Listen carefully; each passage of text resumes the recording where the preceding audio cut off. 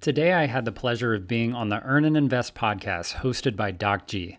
I wanted to share the segment where we talk about Salesforce and the potential it has to be a life-changing career move, especially during this pandemic where learning a new skill for free could be a major benefit. Please listen to our interview and check out our YouTube channel at youtube.c/CAREERFORCE TV. You can also check out our Facebook page at Learning Salesforce and Building Your Talent Stack. All of the links are included in the video description. Enjoy the interview.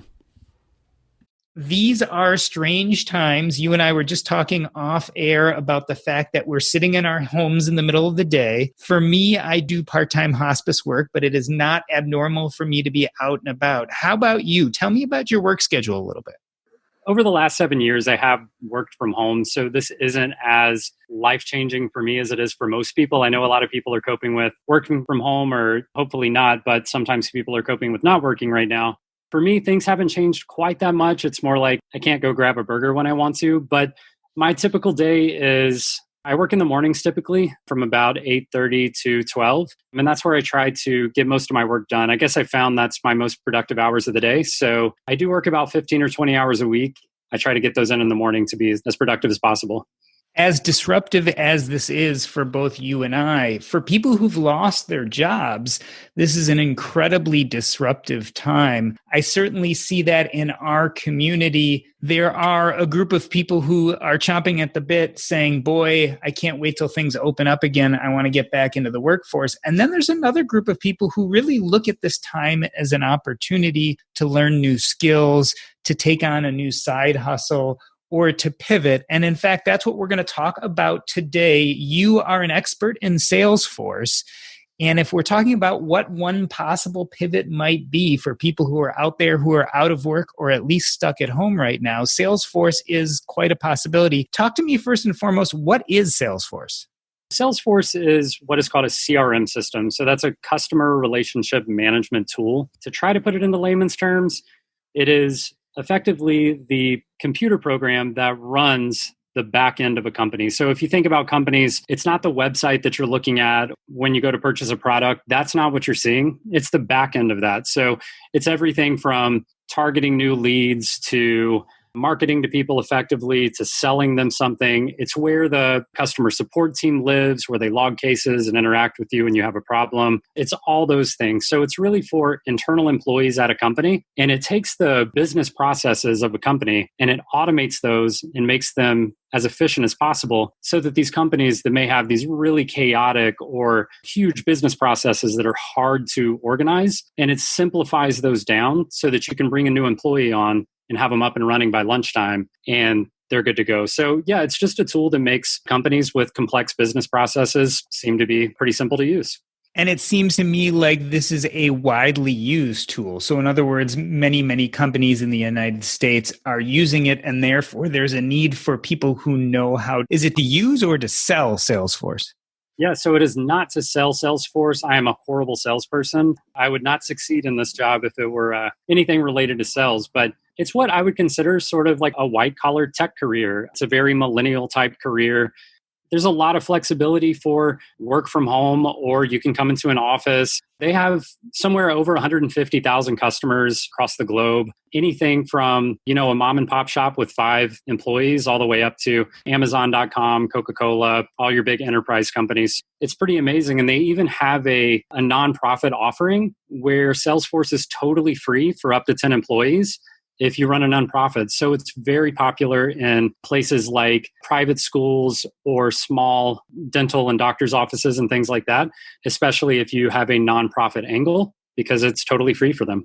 So what it sounds like is we have this disruptive new tool that is being utilized by a huge number of companies. And of course, what that produces is a scarcity of people who know how to use that tool and then can help companies implement it. And I assume that's the big reason why Salesforce, in your opinion, is a great field to get into, because there are just not that many people who know how to use it correctly.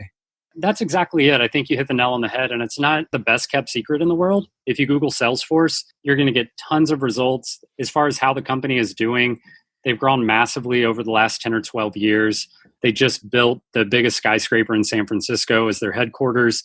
I don't know what their exact value is, but it's tens of billions of dollars. So if you're looking at this as a potential thing you might want to look at, a lot of people are worried about, well, what's the stability of the company? Is this something good long term? In my opinion, it absolutely is. Do companies come and go? Sure. But as far as the track history and how they're doing, it's a very well-structured company. So there's absolutely a scarcity of certified professional Salesforce workers at this point. And a lot of people get confused. We don't actually work for Salesforce.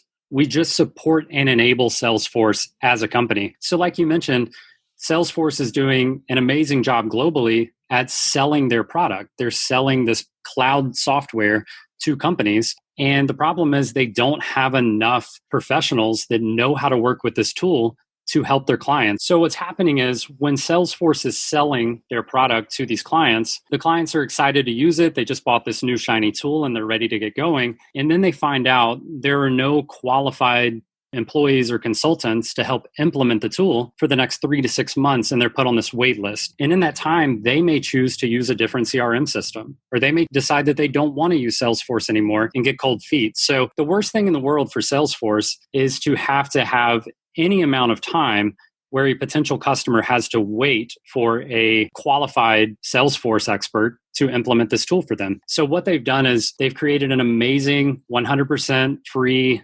training platform called Trailhead. It's incredible. You earn badges, you get points, you can compete with friends and coworkers to ramp up your skills. The other really cool thing about that is that you actually get what they call super badges, which are widely recognized as how adept you are at using the tool. And anybody can do this. So you're talking, if you come from a tech background, you're going to fly through this training. But we have a guy who he used to be like a museum coordinator.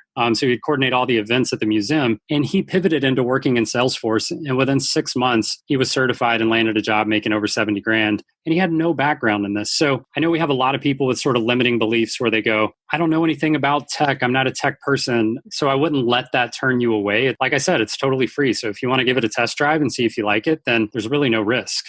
I want to go back over this to make sure I understand. So Salesforce created this tool, but realized that in order to have the tool implemented, it needed to have a certain number of trained individuals who could help different companies utilize that tool. They didn't have the wherewithal, time, or interest in creating their own force of technologists.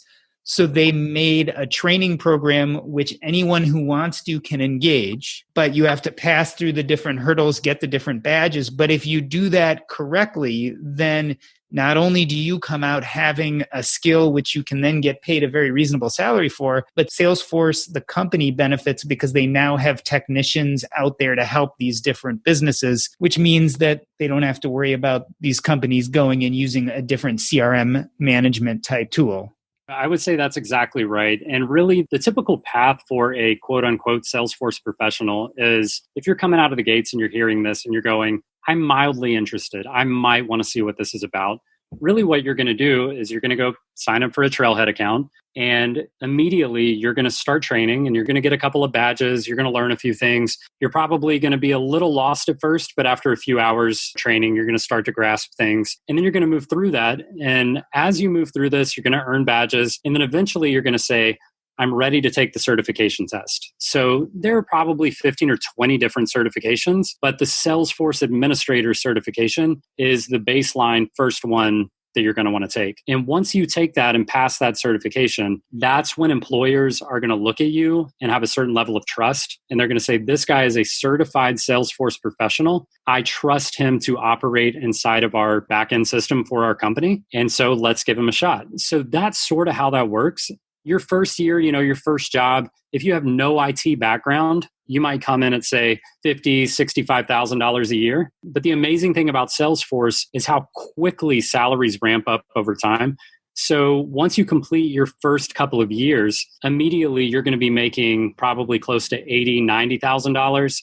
And then after you get over the 3-year hump is what I sort of refer to it as. The first 3 years are sort of the years where things are a little wish-washy. You're figuring out, do I want to be an analyst, a developer, a true administrator? And so you have these different paths you can go down depending on your interest. But after you get over the 3-year mark, you're very quickly over $100,000 a year. And that pretty much goes for anybody. A very lucrative career path that ramps up really quickly. This is something that's been really beneficial to me.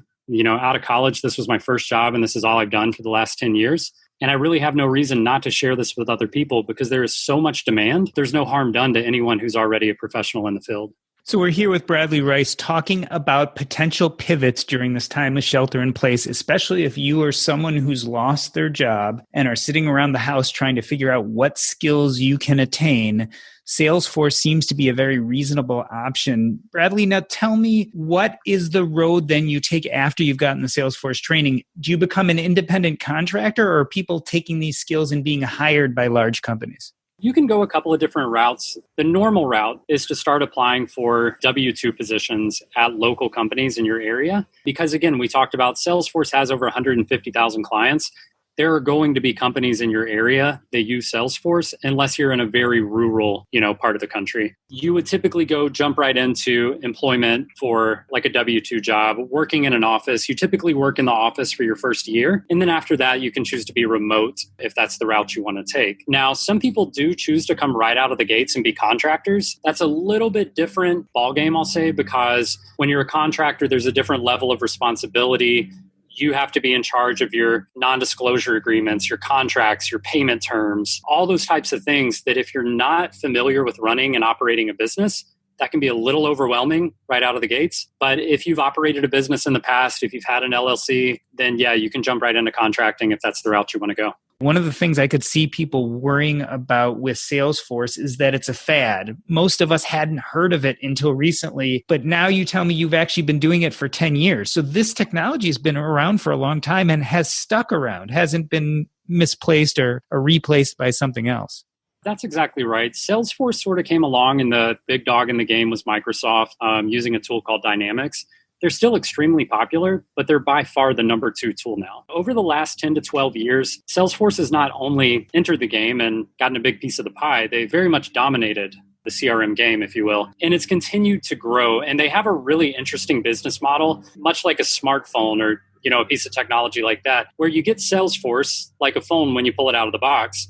And it has a very limited amount of functionality. However, they have what's called their App Exchange, which is very much like the iPhone App Store, where they have thousands and thousands of apps that are available for you to install, which makes Salesforce more and more powerful as a tool for pretty much any company out there. And the really incredible thing, again, whether you agree with this or not, is that you have these, companies out here who are doing development to create these apps to use on the Salesforce platform. Well, if one of those apps becomes overly popular, Salesforce will actually go out and purchase that piece of functionality. Say it's a tool that automates phone calling for Salesforce. And Salesforce can go out and say, hey, this is a really popular tool. We want to purchase it from you and make it a standard function of Salesforce. Therefore, they've got these developers out here doing research and development, making the tool even better. And then all they have to do is go out and drop a few $1 million, acquire the company, build it into Salesforce. So Salesforce, the tool, is constantly getting better and better and better because of that business model that they have. And is there a robust continuing education program through the same training platform you were using to get certified? There is, yeah. So Salesforce, like I mentioned before, they have 15 or 20 different certifications you can get. There are a core group of about 5 certifications that most people focus on. So you get that administrator certification, for example, and what happens next is every year you have to maintain that certification. So they continue to have ongoing releases to make the product better. And then each year you have to take another exam to maintain your certification so that they, make sure that you're qualified year over year to use the functionality that the tool has. And is all that still for free, or do you have to pay fees as you get certified? The certification exam itself is $200 to take the test. If you want to retake it because you fail it, that's $100. But they also have free webinars that you can go watch to prepare for the test. And if you watch the webinar, they give you $100 off the test. So you can really feasibly take the exam for $100. And then the maintenance used to be $50 a year per certification. But as of last year, the maintenance is completely free. Again, because they need more certified professionals. They want to clear away the barriers to entry. So they're basically taking the fees out of everything. I would not be surprised at all if you start seeing that, the exams themselves are free for your first try or something like that before long. So I'm going to ask a funny question here. How big is the sales force compared to the need? In other words, is there still lots of room for growth in this field? My friends and coworkers probably won't love this response, but that's okay. Yes, there's absolutely a need. There's plenty of room to get in. And you have to keep in mind, Salesforce is constantly selling their tool to more and more clients every day. The better the economy is doing, the better their sales are. Obviously, COVID has sort of thrown a wrench into that, but nothing major. So if the economy keeps on even just a typical growth, you should see Salesforce continuing to expand and needing more certified professionals. But even outside of that, having been a Salesforce consultant for the past 6-7 years now, having worked with Salesforce for the last 10 years now, I can tell you with complete confidence that even the certified professionals in the workforce today, I would say a solid 50% of those are not quality anyway. So there's plenty of room in the game to come in and be a Salesforce professional. And if you are a motivated person, if you're a focused person, if you care about your work etiquette, you're going to surpass everyone else who's already a certified professional very quickly. So I would say it would be very easy to have 2 or 3 years experience and be much more qualified than other people with 7 or 8 years experience, just because you're an active, focused, motivated person and you're not lazy and trying to get by with the least amount possible. And it sounds like almost all Salesforce work can be done remotely. Is that true? Do you actually have to be technically on site to do any of this work? Technically, you don't have to be on site for any of the work that you're doing. It is a cloud-based program. So what that means is there's no software to install on a computer. There's no security issue as far as companies saying, we need you to be in the office on our IP address, logged into our internet in order to use this. All of that security is handled by Salesforce in the cloud. So that may not make a lot of sense to anyone, but no, you don't actually have to be on site to do anything. The on-site piece typically comes from company culture. You'll see it a lot with manufacturing companies. They have a much more in-office culture. And then you'll see it sometimes if you're in a management role, like you may be the Salesforce administrator, but you're constantly meeting with the sales manager and the customer support manager and maybe other leadership members of a company. Sometimes then you'll need to be on site because you're constantly interacting with people who may have tight schedules. All right, so let's summarize this up. I am an 18-year-old who just finished high school, decided not to go to college, was working at the local Steak and Shake, and got laid off because they're closed right now. I'm sitting around in my house. 6 months from now, you're telling me I could be certified in Salesforce and possibly get a job paying $50,000, $60,000 a year? Yeah, absolutely. I think that's a perfect fit. Whether you're 18 at Steak and Shake or you're 32 and you just got let go from your middle management position or whatever it may be, it's absolutely a good fit. Thanks, Bradley Rice, for coming on the show and talking to us about Salesforce. At this time when you're stuck in your home, sheltering in place is a good time to learn a new skill. Why not Salesforce?